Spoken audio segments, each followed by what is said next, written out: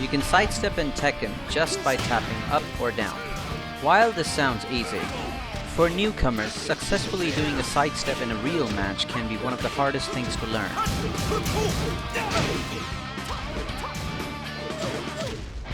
In this video, we're going to learn the basic rules, situations, and the best ways to set up a sidestep.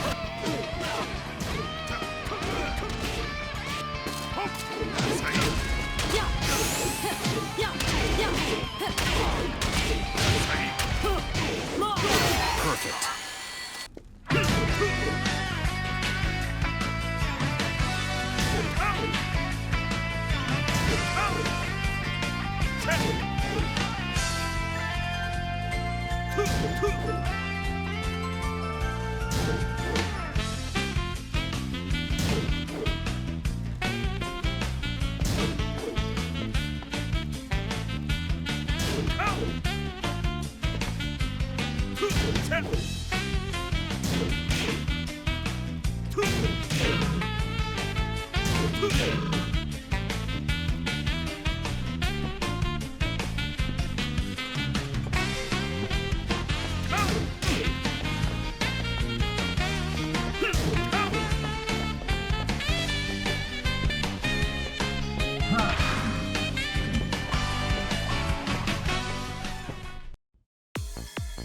Okay, so the first and most important rule, you always, and I mean always, cancel your sidestep with a back input. Let me show you an example. I have set up Kazuya to do a down forward 2 after a jab.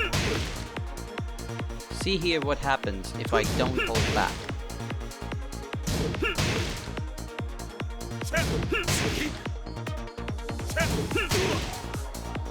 Now this is me holding back.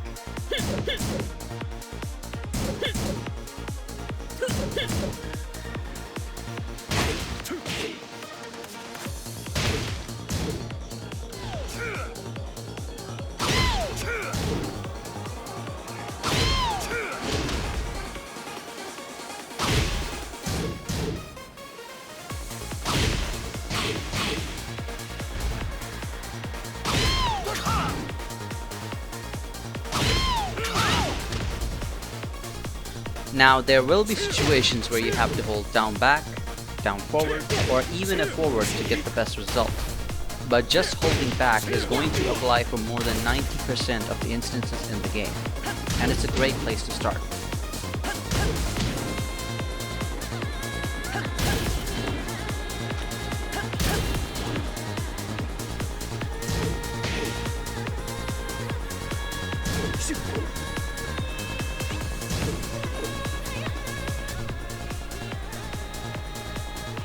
Sidestepping is different from sidewalking. Blocking from sidestep can be done instantly, but if you do a sidewalk, you will require a lot more frames to block.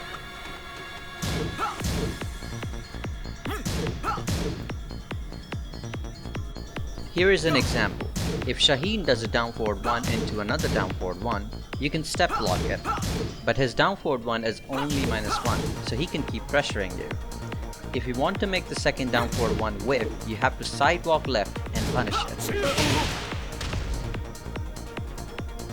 However, he has an option to do his homing move, which will hit your sidewalk. This turns into a pseudo 50-50 situation, where you are not in an advantage.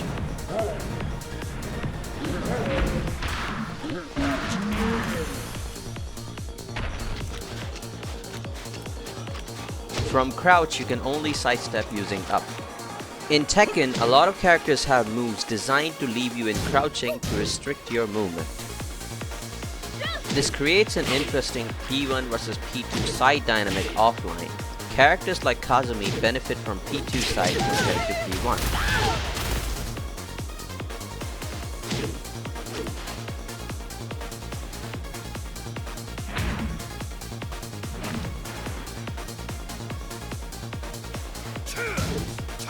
Do not mash buttons after sidestepping.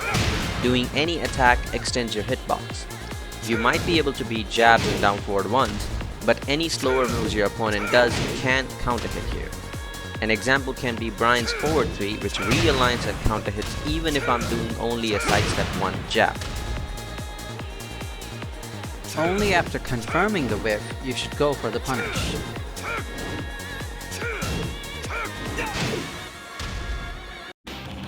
It's not necessary to memorize all this, but having a general idea is going to help you to avoid and punish key moves. Sidestep blocking is going to help you in general for unknown matchups.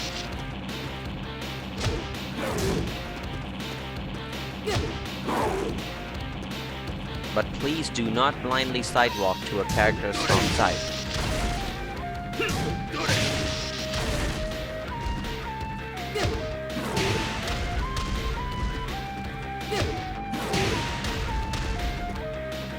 In fighting games, attack or move speed is measured by using frames. To do a sidestep in Tekken, you need about 5 to 6 frames. Female characters generally have a better sidestep due to their smaller hitbox. It's 1 frame faster than a male character.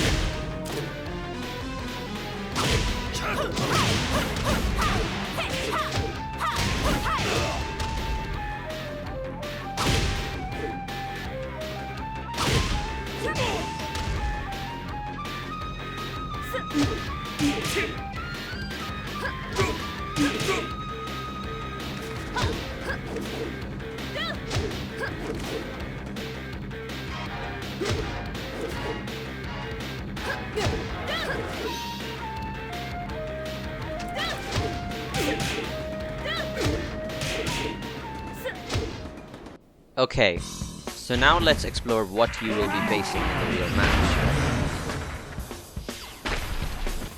Offensive wise, the idea here is to do an attack with the intention of sidestepping afterward. Explore your character's move list and find moves that are -3 or less on block. These type of moves are used to bait the opponent and take their turn and make them whiff attacks. The most commonly used moves are jabs and down forward ones.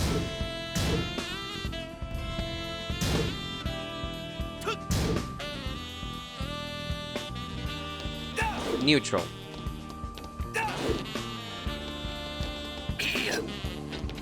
This is mainly to avoid attacks while opponents are trying to reduce space. Running attacks or attacks with long range are generally used. This is one instance where sidewalking might be better than sidestepping, but depends on the character or the attack.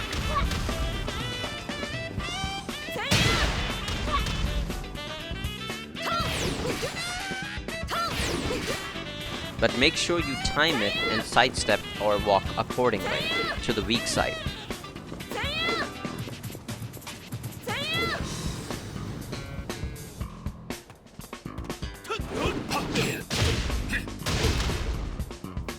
Defensive sidestepping.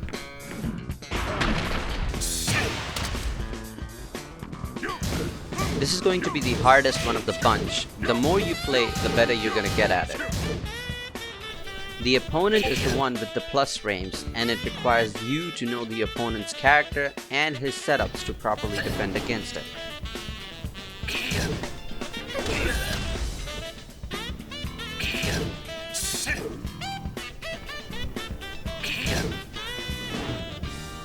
If you don't know the matchup, you need to gather some information during the match first.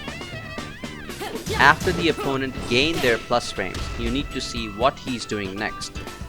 Depending on the attack, you can decide your options. The general idea will be to sidestep to the weak side, but step blocking is also going to keep you at minimal risk.